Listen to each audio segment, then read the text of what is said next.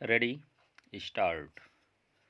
इस पर आश्चर्य नहीं कि सुप्रीम कोर्ट ने उत्तराखंड के हल्द्वानी में रेलवे की जमीन पर अतिक्रमण हटाने के प्रस्तावित अभियान पर अंतरिम रोक लगा दी।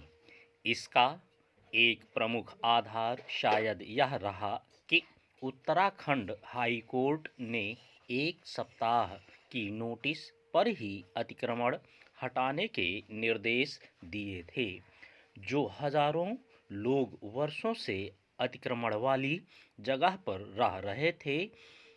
उन्हें वहां से हटाने के लिए पर्याप्त समय मिलना ही चाहिए। इसलिए और भी कि एक तो उनकी संख्या अच्छी खासी है और दूसरे उस जमीन पर स्कूल और अस्पताल भी हैं। यह अच्छा हुआ कि सुप्रीम कोर्ट ने इस मामले में मानवीय पक्ष पर ध्यान दिया, लेकिन देखना यह है कि वह व्यापक सुनवाई के बाद अंततः किस नतीजे पर पहुंचता है। उस पर इसलिए देश भर की निगाहें होंगी क्योंकि उसका फैसला नज़ीर बनेगा। इसकी अनदेखी नहीं की जा सकती कि जैसे हल्द्वानी में रेलवे की जमीन पर अतिक्रमण कर वहां पक्के भवन बना लिए गए, उसी तरह की स्थिति देश के अन्य हिस्सों में भी है। शायद ही कोई राज्य ऐसा हो जहां शहरी अथवा ग्रामीण क्षेत्रों में रेलवे की जमीनों पर अतिक्रमण न किया गया हो। अतिक्रमण केवल रेलवे ही नहीं, अन्य सरकारी विभागों की जमीन पर भी है। क्योंकि अतिक्रमण की वर्षों तक अनदेखी की जाती है, इसलिए वहां निर्माण कार्यों के साथ बसाहट भी जारी रहती है।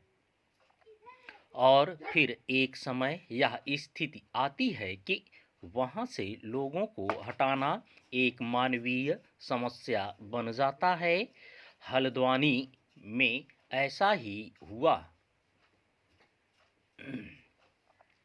सरकारी जमीनों पर से अतिक्रमण हटाने के मामले में मानवीय पहलू पर ध्यान दिया ही जाना चाहिए, लेकिन ऐसा कुछ भी नहीं होना चाहिए जिससे अतिक्रमण को बल मिले।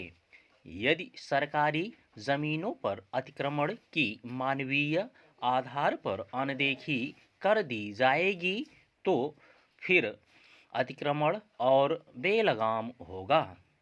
इतना ही नहीं, इससे विकास के कई महत्वपूर्ण काम भी रुक जाएंगे। रेलवे का विस्तार समय की मांग है, लेकिन वह तभी संभव है जब उसकी जमीनों पर से अवैध कब्जे हटें। ये कब्जे इसलिए भी हटने चाहिए क्योंकि कई बार उसकी जमीनों और खासकर रेल पटरियों के बिल्कुल निकट किया जाने वाला अतिक्रमण रेलों के सुरक्षित संचालन में बाधा बनता है। जैसे यह समझना कठिन है कि रेलवे और अन्य सरकारी विभाग अपनी जमीनों पर अतिक्रमण की अनदेखी क्यों करते रहते हैं, वैसे ही यह भी कि कभी उन लोगों को जवाबदेह क्यों नहीं ठहराया जाता जो सरकारी जमीनों पर कब्जा होने देते हैं।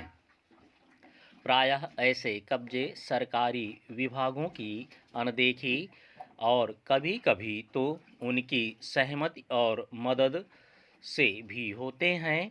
क्या यह विचित्र नहीं कि हल्द्वानी में रेलवे की जिस जमीन पर अतिक्रमण हुआ वहां बिजली पानी की सुविधा प्रदान किए जाने के साथ ही सरकारी अस्पताल और स्कूल भी बना दिए गए थे। यह तो अंधेरगर्दी है।